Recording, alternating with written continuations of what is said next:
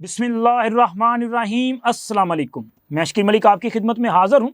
26वीं आइनी तरमीम के हवाले से मामला काफ़ी पेचीदा होता जा रहा है और हर गुज़रते लम्हे के साथ सूरत हाल जो है वो लम्हा ब लम्हा तब्दील होती जा रही है। मौलाना फजलुर रहमान को लेके सूरत हाल बड़ी पेचीदा सी है, क्योंकि मौलाना फजलुर रहमान कभी हुकूमत का साथ देने का ऐलान करते हैं और कभी हुकूमत को धमकी देते हैं, कभी तहरीक इंसाफ को मशवरा देते हैं और कभी तहरीक इंसाफ का नैरेटिव जो है वो अपनाते हैं। समझ नहीं आ रही कि होगा क्या। अभी भी आप देखें कि जिस वक्त मैं आपके साथ बात कर रहा हूँ उस वक्त अडियाला जेल में मुलाकात का आगाज़ हो चुका है और ये मुलाकात भी एक बार बल्कि 3 बार ये मुलाकात जो है इसका टाइम चेंज हुआ। पहले सुबह 8 बजे मुलाकात होनी थी, फिर उसके बाद 9 बजे शेड्यूल किया गया। तहरीक इंसाफ के लोग मुलाकात के लिए ना पहुंच पाए, बाद 12 बजे का टाइम फ़िक्स किया गया। 12 बजे जब तहरीक इंसाफ के लोग मुलाकात के लिए गए तो जेल इंतज़ामिया ने बताया कि 3 लोगों की क्लियरेंस है, तो 3 लोग अंदर जा सकते हैं। जेल इंतज़ामिया ने साहबज़ादा हामिद रज़ा, अलामा राजा नासिर अब्बास और सलमान अकरम राजा इन्हें रोक लिया और कहा कि बैरिस्टर गौहर, अली ज़फ़र और असद कैसर साहब जो हैं वो जेल के अंदर जा सकते हैं। लेकिन इन रहनुमाओं ने इमरान खान से मुलाकात करने से इनकार किया और इन्होंने कहा कि जी हम तो वफ़द के साथ तमाम लोग ही जाएंगे, ऐसे मुलाकात नहीं होगी। फिर उसके बाद तहरीक इंसाफ वाले वापस भागे भागे मौलाना फजलुर रहमान के घर पहुंच गए और उनको जाके शिकायत की। वैसे भी तहरीक इंसाफ की अपनी कोई वर्थ नहीं है यार, और ना ही उनके पास कोई सियासी स्ट्रेंथ है। अगर इस वक्त सियासी उफक पे कोई छाया हुआ है तो उसका नाम मौलाना फजलुर रहमान है। कि आप देखें कि वज़ीर आज़म बिलावल भुट्टो ज़रदारी, जनाब सदर आसफ़ अली ज़रदारी, तहरीक इंसाफ के लोग, अख्तर मिंगल साहब और बाकी लोग जो हैं वो इस वक्त मौलाना फजलुर रहमान के घर का जो है वो तवाफ़ कर रहे हैं। सारे के सारे बार बार आनियाँ जानियाँ लगी हुई हैं। वजह यह है कि मौलाना फजलुर रहमान के पास इस वक्त जो है वो ट्रम्प कार्ड है और उनकी पोजीशन ये है कि वो जिसके साथ बैठेंगे उसी का एजेंडा कंप्लीट होगा। अगर हुकूमत के साथ बैठते हैं तो हुकूमत आइनी तरामीम कर सकेगी, और अगर वो हुकूमत के साथ नहीं बैठते तो अपोजिशन जो है उसका मौक़िफ़ जो है वो मजबूत समझा जाएगा। अभी मौलाना फजलुर रहमान के साथ इस वक्त बिलावल भुट्टो ज़रदारी की मुलाकात भी जारी है, जो कि उस वक्त मुलाकात का आगाज़ हुआ था जब तहरीक इंसाफ के लोग शिकायत लेके मौलाना के पास पहुँचे थे। अब वफ़द जो है वो चूँकि अडियाला चला गया, बिलावल साहब वहाँ मौजूद हैं, सरदार अख्तर मिंगल साहब मौजूद हैं और बिलावल भुट्टो ज़रदारी जो हैं वो आइनी तरामीम पर इत्तफ़ाक़ राय पैदा करने के लिए सबसे अहम किरदार अदा कर रहे हैं। इस वक्त भी मुतहरिक हैं और कोशिश यही की जा रही है कि हर सूरत मुतफ़िक़ा तौर पे आइनी तरामीम जो हैं ईवान में लाई जाएँ। लेकिन आइनी तरामीम ईवान में लाना असूली फ़ैसला है, ये एक हतमी फ़ैसला है, क्योंकि हुकूमत और इत्तेहादी ये हतमी फ़ैसला कर चुके हैं कि हर 2 सूरतों में मुजव्ज़ा आइनी तरामीम का मसवदा, 26वीं आइनी तरामीम का मसवदा पार्लिमान में पेश किया जाएगा। और आज ये जो मुलाकात थी अडियाला जेल में, इसकी वजह से वफाकी कबीना का इजलास, सेनेट और कौमी असम्बली के इजलास जो हैं वो बार बार इनका टाइम तब्दील किया जा रहा है, इसे बार बार रीशेड्यूल किया जा रहा है। सुबह 9 बजे इजलास था, फिर उसके बाद 11 बजे, फिर 12 बजे, अभी फिर उसके जो है वो मज़ीद तख़ीर का शिकार हो चुका है, क्योंकि ये वेट किया जा रहा है कि अडियाला जेल से क्या पैगाम आता है। क्योंकि तहरीक इंसाफ तो पार्लिमानी कमेटी में इत्तफ़ाक़ राय कर चुकी, मसवदा कानून पे दस्तखत कर चुकी, मौलाना फजलुर रहमान के साथ कमिटमेंट कर चुकी, लेकिन फार्मेलिटी के तौर पे उनका कहना था कि हम इमरान खान से इस मामले पे हतमी मशावरत करना चाहते हैं। लेकिन सवाल ये पैदा होता है कि जब आपने मसवदा कानून पर दस्तखत कर दिए, जब आपने मौलाना फजलुर रहमान के साथ जो है इस पर कमिटमेंट कर ली, तो अब इमरान खान से हतमी जो आपने क्लियरेंस है वो किस ज़िम्मे में लेनी है। होना तो ये चाहिए था कि पहले फिर आप इमरान खान से क्लियरेंस लेते। अब अगर इमरान खान इनकार कर देते हैं तो क्या होगा?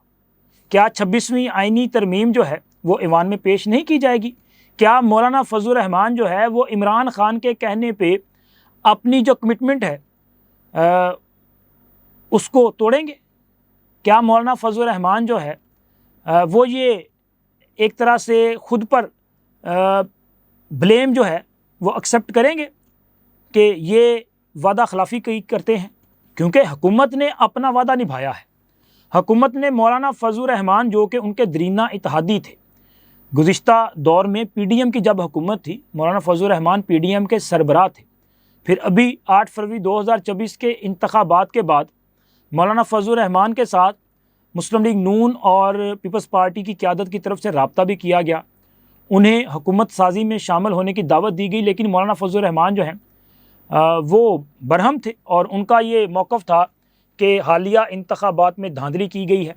लेकिन यहाँ भी अजीब जो है वो मामला था कि एक तरफ मौलाना फजलुर रहमान ये बात कर रहे थे कि जो धांधली उनके साथ हुई है उसका फ़ायदा तहरीक इंसाफ को दिया गया है, और दूसरी तरफ वो हुकूमत को कमज़ोर करने के लिए या हुकूमत को टफ़ टाइम देने के लिए तहरीक इंसाफ का साथ भी दे रहे हैं। तो बड़ी एक तरह से ना वो अपना कन्फ्यूजन वाली सूरत हाल है, और अभी भी कुछ वाज़ेह नहीं है। अभी भी मौलाना फजलुर रहमान ने बिलावल भुट्टो ज़रदारी के सामने जो मौक़िफ़ रखा है वो ये है कि जी हमारे जो अरकान कौमी असम्बली और सेनेटर्स गायब हैं या लापता हैं, उनको सबसे पहले जो है बाज़याब करवाया जाए, फिर उसके बाद हम हतमी फ़ैसला करेंगे। तो क्या इसी चक्कर में हुकूमत जो है वो टाइम ज़ाया करती रहेगी? चूँकि तहरीक इंसाफ का ये एजेंडा है, ये उनका प्लान है कि किसी भी तरह से आइनी तरामीम को 25 अक्टूबर से आगे लेके जाना है। वजह क्या है? वजह है मंसूर अली शाह साहब का नोटिफिकेशन जारी होना, क्योंकि अभी जो नई आइन साजी होने जा रही है उसमें आप देखें कि अदालती इस्लाहात में एक तो जजिस का जो तकर्रुर है उसका तरीक़ाकार तब्दील होने जा रहा है, और जजिस यानी कि जुडिशरी के साथ साथ पार्लिमान का किरदार भी बढ़ता जा रहा है, और इसी तरह जजिस के एहतसाब के हवाले से भी अहम जो तरामीम हैं, जो तजावीज़ हैं, वो इस मसवदे में शामिल हैं। लेकिन सबसे बड़ी बात यह है कि चीफ़ जस्टिस का तकर्रुर जो है उसके हवाले से मुकम्मल तौर पे इख्तियार पार्लिमान के पास दिया जा रहा है, क्योंकि चीफ़ जस्टिस की जो अपॉइंटमेंट होनी है, जो तकर्रुर होना है, उसके लिए 12 रुकनी पार्लिमानी कमेटी कायम होनी है, जिसमें 8 MNA और 4 सेनेटर हजरात शामिल होंगे, और इसमें टॉप 3 का पैनल जो है वो तश्कील दिया जाएगा, यानी कि जो सीनियर 3 जज हैं उनके नामों में से किसी एक का इंतखाब किया जाएगा। अब इस प्रोसेस पे तहरीक इंसाफ एग्री कर चुकी है, तो इसका मतलब है कि मंसूर अली शाह का नोटिफिकेशन जारी करने का जो उनका मुतालबा था वो अपने उस मुतालबे से विड्रा कर चुके हैं। और इसके बाद जो नई डेवलपमेंट सामने आ रही है कि अभी अगर ये हो जाता है तो फिर क्या होगा, यानी कि अभी आप ये देखें कि आज भी हुकूमत की तरफ से एक मतलब क्लियर स्टांस है कि मंसूर अली शाह साहब का नोटिफिकेशन जारी नहीं किया जाएगा। बिलावल भुट्टो ज़रदारी साहब ने भी ये बात की कि वो ये समझते हैं कि मंसूर अली शाह साहब जजिस को कंट्रोल नहीं कर पाएंगे। क्यों करने की ज़रूरत है जजिस को कंट्रोल करने की? वो इसलिए कि ये जज जो हैं ये सियासी जज हैं। आप इनके फ़ैसले उठा के देख लें, आप इनकी अपॉइंटमेंट से लेके आज के दिन तक इनका कंडक्ट चेक कर लें तो सब कुछ सामने आ जाएगा कि जिन जजिस का नाम लिए बगैर उन्होंने ये इशारा दिया, उन्होंने कौन कौन से केसेस सुने और उन केसेस में क्या फ़ैसले दिए गए। मतलब मुनीब अख्तर साहब, और इसी तरह जनाब जस्टिस आयशा मलिक साहबा और जस्टिस अतर मिनल्ला साहब, मतलब आप इन जज साहबान के आप फ़ैसले उठाएं, सब कुछ आपके सामने आ जाएगा क्या कुछ किया जा रहा है। क्या कभी ऐसे हुआ है कि कोई जज जो है वो अपने किसी फ़ैसले में, अपने किसी नोट में किसी पॉलिटिकल पार्टी के लीडर के हवाले से ये अल्फाज इस्तेमाल करें कि ये तो पाकिस्तान के सबसे पॉपुलर लीडर हैं, इनके करोड़ों फॉलोअर हैं, इनकी जमात पाकिस्तान की सबसे बड़ी सियासी जमात है, और फिर वो दौरान समात उस लीडर्स को कहें बार बार आपने मेरा नोट पढ़ा है, आपने मेरा नोट पढ़ा है। इसका मतलब ये है कि ये एक इन्फ्लुएंस का शिकार हो चुके हैं और ये पॉपुलर वेव को देखते हुए फैसले कर रहे हैं। आइन और कानून के मुताबिक फैसले नहीं किए जा रहे। यहाँ पे फैसले जो हैं वो ट्रकों की बुनियाद पे होते हैं। ये मैं महज जो है वो इल्ज़ाम तराशी नहीं कर रहा। वो परवेज़ लाई साहब की ऑडियो मौजूद है, मुज़ाहर नकवी साहब वाली। ट्रक क्या होते हैं सर? ये पेटी, खोखा और ट्रक, मतलब पेटी कहते हैं अपना लाख को, और खोखा करोड़, और ट्रक जो है वो अरब के लिए, 1 अरब के लिए ट्रक का जो अपना वो होता है ना कोड वर्ड, ये यूज़ किया जाता है। तो जब इस तरह से फैसले होंगे तो आप उन्हें आईनी और कानूनी कैसे तस्लीम कर सकते हैं, या ऐसे जजों से आप कैसे इंसाफ की तवक्को रख सकते हैं? इसलिए ये बात की जाती है। इसलिए इस मुल्क में जुडिशल इस्लाहात लाजिम हैं और ज़रूरी हैं। अगर आज जुडिशल रिफॉर्म्स ना लाई गई तो मैंने पहले भी कहा था, फिर गुजारिश कर रहा हूँ कि फिर बहुत देर हो जाएगी, फिर तो शायद पछताने के लिए वक्त भी नहीं बचेगा। और ये बाकायदा तौर पे एक प्लानिंग के तहत किया गया है। आज तहरीक इंसाफ या इमरान खान या प्रोजेक्ट इमरान खान के जहाँ जहाँ पे भी एजेंट और आलाकार बैठे हुए हैं, वो क्यों सर धड़ की बाजी लगा के बैठे हैं? क्योंकि उनकी पिछले 10-15 साल की मेहनत जो है वो ज़ाया होने जा रही है। उनको पता है कि अगर ये जज साहबान जो हैं इनको बेअसर कर दिया गया, इन काले भुन्नों के डंग निकाल दिए गए, तो फिर उनका जो प्रोजेक्ट इमरान है ये अपनी मौत आप मर जाएगा।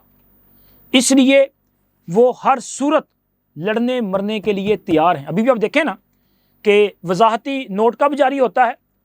14 सितंबर को, जिस दिन मुल्क में आइनी तरामीम के लिए सियासी इत्तफाक़ राय पैदा करने की कोशिश की जा रही होती है, अचानक एक अज़ाफ़ी नोट जारी कर दिया जाता है। कभी इससे पहले हुआ कि किसी फैसले की वजाहत जो है वो अदालत को करना पड़ी हो या अदालत ने की हो, लेकिन अभी हो रहा है। अब कल भी आइनी तरामीम के लिए ब्रेक थ्रू होने जा रहा था, तो अचानक एक और वजाहत जारी कर दी गई। मजाक बना के रख दिया गया है जनाब जुडिशरी को, बल्कि सुप्रीम कोर्ट को तो बाकायदा तौर पे एक मजाक बना दिया गया है। तो मजाक बनाने वालों को जो है फिर उनका कोई इलाज करना पड़ेगा। ऐसे तो नहीं हो सकता कि अगर कोई शख्स जज बन गया है तो वो काम कर रहा है नहीं कर रहा, वो आइन और कानून के मुताबिक फ़ैसले कर रहा है या नहीं कर रहा, वो किसी की मोहब्बत में फ़ैसले कर रहा है या इंसाफ पर मबनी फ़ैसले कर रहा है, उसके ख़िलाफ़ कोई कार्रवाई नहीं हो सकती। ऐसे नहीं हो सकता। कभी ना कभी तो इस सिस्टम को ठीक करना है ना। तो फिर आज ही क्यों नहीं, बल्कि आज ही नहीं अभी किया जाना चाहिए। अगर मैं कोई जुर्म करूं और मेरे लिए सज़ा है, तो फिर वो जो मुनसफ के मनसब पे बैठा हुआ है उसके लिए सज़ा क्यों नहीं है? तो ये सज़ा और जज़ा का प्रोसेस जो है ये होना चाहिए। और इसीलिए हुकूमत और ताकतवर ये फैसला कर चुके हैं कि हर सूरत आइनी तरामीम होंगी और बिल्कुल होंगी। लेकिन अब इस्लामाबाद में एक और ख़बर बड़ी गर्दिश कर रही है, वो ये है कि जी आइनी तरामीम के बाद डेफिनेटली मंसूर अली शाह साहब जो हैं उनके हवाले से ये लग रहा है कि उनको चीफ़ जस्टिस नहीं बनाया जाएगा, मुनीब अख्तर साहब को भी जो है वो अपना सुपरसीड किया जाएगा, और ज़्यादा इम्कान ये है कि जस्टिस याहिया अफरीदी साहब जो हैं उनको पार्लिमानी कमेटी जो है वो चीफ़ जस्टिस बनाने का फ़ैसला कर सकती है। लेकिन जस्टिस याहिया अफरीदी साहब जो हैं वो चीफ़ जस्टिस का मनसब संभालने से माजरत कर सकते हैं। ये इस्लामाबाद में ख़बर जो है बहुत ज़्यादा गर्दिश कर रही है। उसकी वजह यह है कि जस्टिस याहिया अफरीदी, मंसूर अली शाह साहब और जस्टिस अतर मिनल्ला साहब ये बहुत करीबी दोस्त हैं, दरीना दोस्त हैं, और इन तीनों अहम अफराद ने माजी में मिलकर एक लॉ फर्म कायम की थी और इनकी ज़ाहिर दोस्ती है। तो इस ताल्लुक़ की वजह से ये कहा जा रहा है कि शायद मंसूर अली शाह साहब को अगर पार्लिमानी कमेटी की तरफ से जो है वो नज़रअंदाज किया जाता है तो जस्टिस अफरीदी साहब भी जो हैं ये ओहदा लेने से माजरत कर सकते हैं। लेकिन अगर जस्टिस अफरीदी साहब ओहदा कबूल करने से माजरत करेंगे तो फिर क्या होगा? फिर इसका मतलब है कि जस्टिस अमीनुद्दीन खान साहब जो कि इस वक्त सीनियरिटी लिस्ट पे जो है वो चौथे नंबर पे, जब काजी साहब रिटायर होंगे तो वो चौथे नंबर पे होंगे, तो फिर उनका नाम जो है वो कंसीडर किया जा सकता है। और अगर पार्लिमानी कमेटी ये समझती है कि जस्टिस अमीनुद्दीन खान साहब जो हैं उनको चीफ़ जस्टिस बना दिया जाए, और अगर वो चीफ़ जस्टिस का ओहदा कबूल करते हैं तो फिर तो मसला ही हल हो जाएगा ना। और वैसे भी जस्टिस याहिया अफरीदी साहब जो हैं वो अपराइट जज हैं, वो एक आज़ाद मंश जज हैं। आप उनके हालिया फ़ैसले देख लें कि वो किसी तरफ भी उनका झुकाव नहीं होता। वो आइन कानून और असूल की बात करते हैं, किसी की मोहब्बत में फ़ैसले नहीं करते, लेकिन वो किसी भी ये जो तनाज़ा वगैरह होता है ना, इसमें भी वो इन्वॉल्व नहीं होते। तो हो सकता है वाकई जी वो माजरत कर लें। लेकिन जस्टिस अमीनुद्दीन खान साहब जो हैं वो भी काजी फ़ायज़ ईसा की तरह बड़े दबंग किस्म के जज हैं और इनका ताल्लुक़ लाहौर हाई कोर्ट से है। बड़े बेबाक फ़ैसले करते हैं। अभी आप देख लें कि ये उन्होंने फ़ैसला दिया था ये वाला, जिसमें उन्होंने कहा था कि ये जो 8 जज तहरीक इंसाफ को रिलीफ दे रहे हैं मखसूस नशिस्तों पर, ये आइन को मुअत्तल कर रहे हैं। ये बहुत बड़ी बात है। और अमीनुद्दीन खान साहब वो जज हैं कि जिन्हें काजी फ़ायज़ ईसा ने मुनीब अख्तर साहब को जजिस कमेटी से निकाल कर शामिल किया था और उन्होंने काजी फ़ायज़ ईसा के साथ बैठकर सुप्रीम कोर्ट को फ़ाल किया। हालांकि मुनीब अख्तर साहब ने तो बेंचेस ही कायम नहीं होने दे रहे थे। वो तो मीटिंग में नहीं आते थे, मीटिंग में आते भी थे तो वहाँ पे जो है वो अपना ज़ाहिर है एक जुट बन चुका था शाह साहब का और मुनीब साहब का, और उसकी वजह से केसेस फिक्स नहीं हो रहे थे।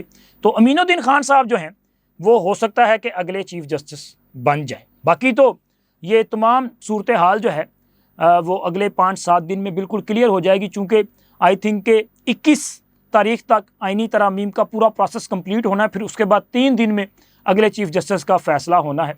तो 25 तारीख से पहले पहले बड़ी बड़ी खबरें जो हैं वो सब आपके सामने आ जाएंगी। अब तक इतना ही। अल्लाह हाफ़िज़।